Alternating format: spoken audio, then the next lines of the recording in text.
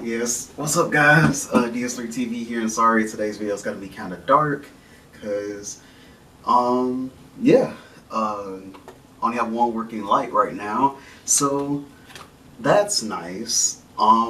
Yeah, so let's get into the video.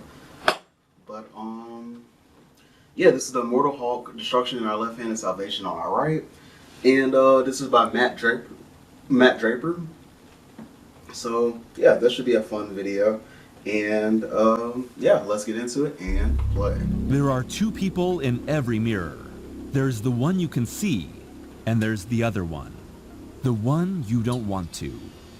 In 2018, Marvel Comics writer Al Ewing and artist Joe Bennett brought about a terrifying new era of Bruce Banner and his alter ego in the pages of The Immortal Hulk. A comic that has more in common with horror than superheroes, and a story that returns to the disturbing roots of the character. When the Hulk premiered in 1962, Jack Kirby and Stan Lee designed him to be a modern, nuclear equivalent of Jekyll and Hyde. Dr. Bruce Banner was irradiated by his own gamma bomb, unleashing the monstrous Hulk persona at nightfall, while Hulk would quickly adopt more heroic traits, as well as green skin and a more childlike rage. Yeah, that's kind of weird how he got to be blue. The first 6-issue run of the and I mean blue at first. That's kind of Incredible weird. Hulk had more in common with the sci-fi monster movies filling up drive-in theaters of the time than the spandex-clad heroes bursting onto the comic book scene. Over the years, the Hulk would take on new personalities and be transported into genres ranging from outer space adventure to military thriller. But the horror of the Hulk continued to linger, bubbling beneath the surface of the Jade Giant. That horror erupts in The Immortal Hulk, which sees Bruce Banner suddenly, inexplicably return from the dead after being seemingly permanently killed. There is no reason for his return. The truth is that Banner and the Hulk simply cannot stay dead. And if Banner should die during the day, the Hulk will rise from the dead that night. Together, these two personalities, now at peace with one another after years of internal strife, roam the countryside to enact vengeance on the guilty. But what does the Hulk want? The cover of the debut issue of The Incredible Hulk is emblazoned with a question regarding its protagonist. Is he man or monster? Or is he both? Ewing returns to this central question about the nature of his hero, and in doing so, he turns the story of the Hulk into a horror comic, one that terrifies in its grotesque acts, while unsettling readers with its deeper questions regarding human nature. In looking at the first 13 issues of the currently ongoing Immortal Hulk, we'll see how Ewing and Bennett, along with a rotating list of guest artists, weaponized body horror to illustrate the monstrous nature of the character, created a portrait of dissociative identity disorder to analyze how people both protect and harm themselves, and use the Kabbalah to portray the dueling sides of good and evil within each person. Together, the Immortal Hulk ruminates on the idea that we have the power of both destruction and salvation in our hands at all times, and asks us, which will we choose? Or do we even know the difference? One of the themes we've been exploring is the idea of anger as something that can be harnessed and used for positive change, said Ewing. We've had periods of Hulk's history where Bruce has tried to use the Hulk to do good, but there was still that separation between them. Bruce's desire to divorce himself from his own rage, to deny it, to lock it down. Now, by fully accepting his dissociative identity disorder and working closely with his alters, Bruce is arguably more complete and whole than he's been in a very long time. But if anger is a useful emotion, and I think it can be, is it enough on its own? How far can you go with just your rage as fuel? If you can only destroy, how much good are you really capable of? In these first 13 issues, the Immortal Hulk slowly shifts from standalone stories that see Hulk fight small criminals who hurt the innocent, to a larger narrative propelled by the public realizing that Bruce Banner is alive and dangerous. And it's reporter Jackie McGee, whose home was destroyed by the Hulk when she was a child, whose What's up guys, DS3TV, we're here back again, and yeah. Recording stuff, I had to delete some stuff, so let's get back into the video, and yeah, and play. The covert military unit Shadow Base pushed the lead characters into conflict, but there's something far more sinister at play. The gamma inside Hulk and his similarly powered fellow heroes and villains unlocks a green door. A strange and ominous portal between life and death that Hulk must pass through to return to life. But what is on the other side of this door? And what does it want with us? Ewing and Bennett's series ships with a twice-monthly release schedule, and to keep up with the pace, Bennett will illustrate 2 issues, followed by a single issue illustrated by a different artist. The Hulk has gone through countless artistic interpretations over the years, but there's something strikingly different about the monster at the center of Immortal Hulk. Ewing's Hulk is an intelligent, cunning, ruthless creature, an incredibly strong monster who is calm and brilliant in his attacks. The Immortal Hulk, or as we'll soon see him revealed to be, Devil Hulk, has the power to break mountains, but the cunning needed to break people spiritually. And the first 13 issues of Ewing's series are centered on slowly understanding this Hulk's motivations and relationship with Banner. Is he the devil incarnate, the personification of holy wrath? Or is he both? It's penciler Joe Bennett, along with regular inker Rui Rose and colorist Paul Mounts, who bring Ewing's version of the Hulk to thrilling life. This is a behemoth crowding every panel, heavily muscled and thickly skinned, massive hands built for crushing. His brow heavy and knotted with furrows. But it's his expressions that differentiate this Immortal Hulk from past versions. His eyes are fiercely intelligent. His smile is sinister. But every feature is exaggerated beyond human capability. When these features are combined with how Ewing has this Hulk speak, intelligent, calm, complete complex sentences, the effect becomes immediately unsettling. This is a Hulk with dark motivations who is completely in control of himself. Sandra Ann Brockhurst.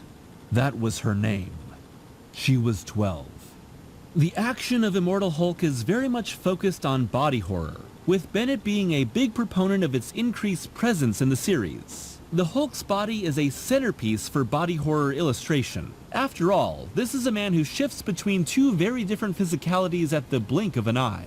While Bennett and Ewing hold off on showing what exactly that transformation looks like for the first several issues, they eventually reveal it in all its torturous, traumatic, and fleshy glory. But the most grotesque moment sees Hulk killed, bisected, and put into jars, still conscious despite being pulled apart. That culminates in the Hulk pulling himself together, his flailing, motile organs encasing the scientist torturing him and swallowing him whole.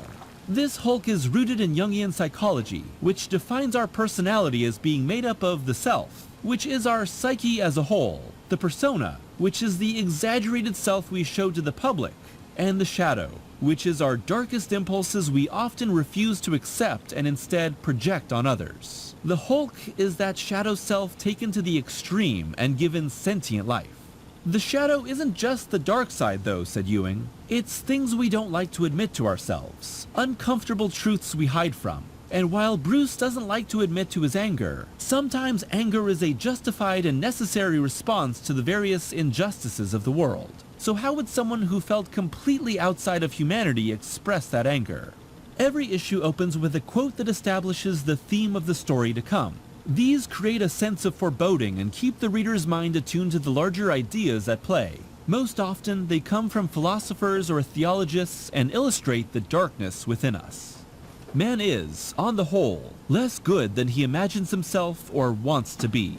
Likewise, each issue ends with a splash page and title reveal, acting as a punchline to the issue's final moments. These consistent choices mean the comic begins and ends on a stark and ominous note. And each time, we're...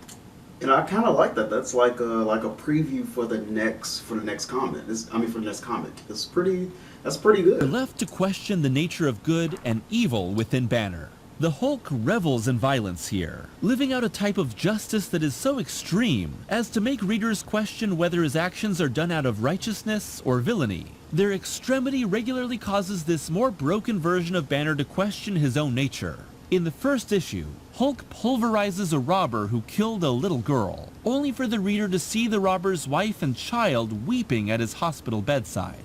What was right and wrong in this moment of punishment? I'm not a bad person, am I?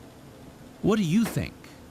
In the Immortal Hulk, this new Devil Hulk personality has been unlocked, communicating with Banner through instinctual urges and reflections. This is a Hulk that frightens Bruce, but over the course of these first 13 issues, we see the Devil Hulk, who was portrayed decades before as a reptilian creature to be locked away, is a parental, protective figure, watching out for Bruce and punishing the people that hurt him.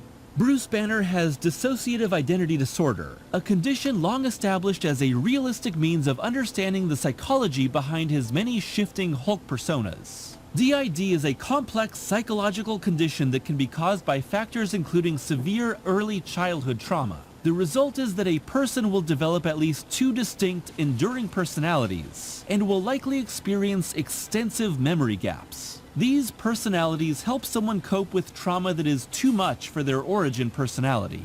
As such, the alters that are created take on a variety of protective roles. And that's what's crucial about Ewing's portrayal of Banner and his Hulk alters within Immortal Hulk. This is a protective system, a series of personalities created to support a young boy whose early life was defined by a violent father who abused him and murdered his mother. The Hulk may show it in strange ways, but this is a system born out of love. When we see that, we begin to understand how Hulk's acts of destruction become acts of love. As the series continues, Ewing brings back the childish big guy Hulk, who classically rages out as a pressure release for the system, and Joe Fixit, the sly conman who breaks the rules that Banner won't. In this system of identities, Ewing establishes relationships that believably work together for the sake of Banner's well-being. And if Banner's pain is the product of a broken, poisonous world, then the Hulk's protective nature pushes him to destroy the human world as it stands today.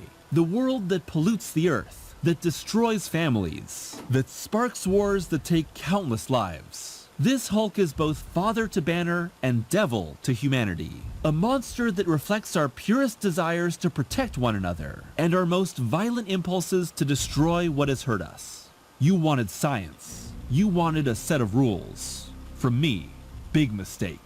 See, science is the other guy. And when you hurt him, I take it personal.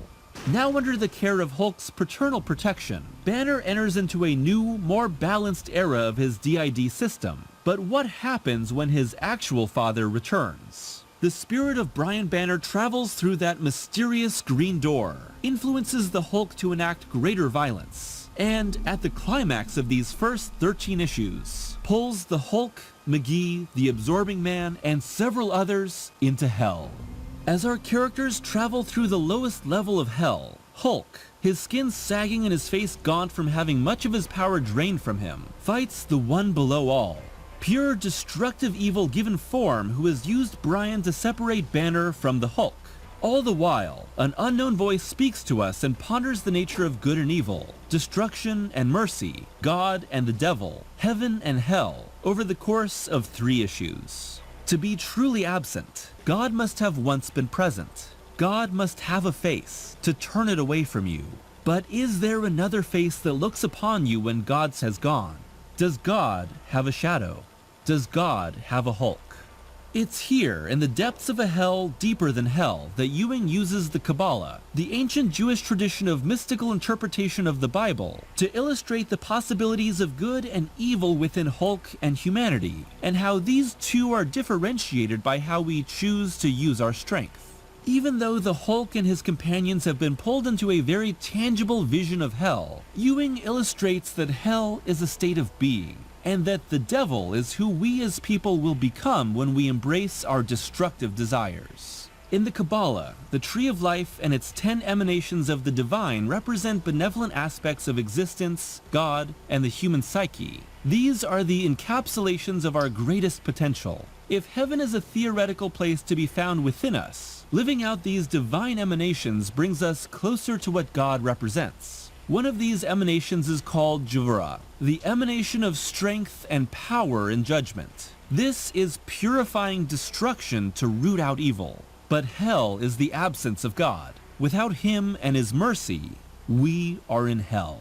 If we have taken God's creation, a perfect world, and poisoned it, boiled it, polluted it, then has God permanently turned his face away from us? Like the Jungian self, the tree of life has a shadow side known as the klipoth, which means shells. Their emptiness is the opposite of the divine spheres of the tree of life, reflecting our descent into destruction by taking the morally upright attributes within us and using them for selfish, destructive purposes. Strength without a greater purpose. The highest point on the tree of life is Keter, which is the unity of the divine.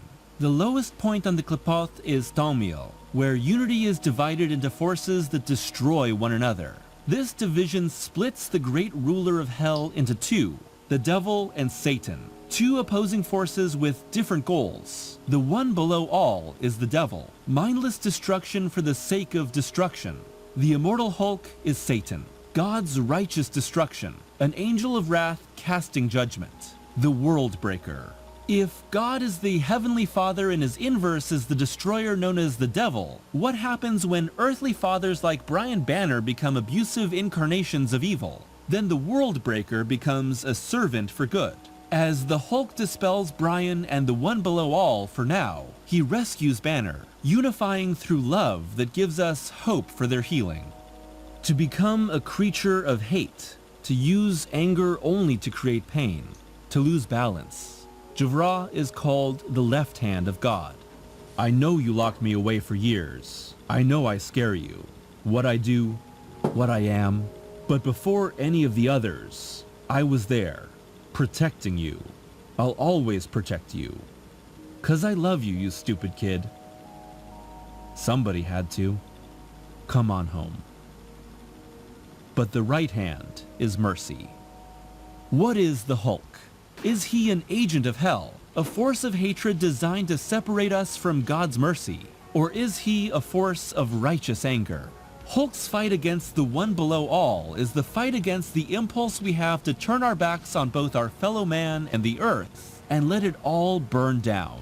But if humanity has destroyed God's mercy and become an encapsulation of the division and suffering found in Thaumiel, should the human world be destroyed so we can start over? As Ewing revealed, this Hulk is one that's been lurking in Bruce for a long time, but whose time has only come now, when Bruce is at his lowest point. This is the accuser, the avenger, the Hulk that judges the world. And on some level, maybe Bruce knows that judgment has come for him too. Each of us has been given some form of strength, the ability to affect the people around us. We must choose what to do with this strength. We in ourselves have the capacity to be both God and the devil, to destroy evil or to destroy righteousness. The violence we inflict on one another, the scars we inflict on our planet, these are the face of the devil-given form. However, our mercies and even our acts of violent judgment can be the face of God. But how can we divide the two when they live within the same body? How can Banner and the Hulk create something better when all they know is how to destroy? The comics that follow Hulk's return from hell explore both the holy and the broken within Banner and the world. But for now, we must decide who we will be in the world today. Are you man? Are you monster? Or are you both?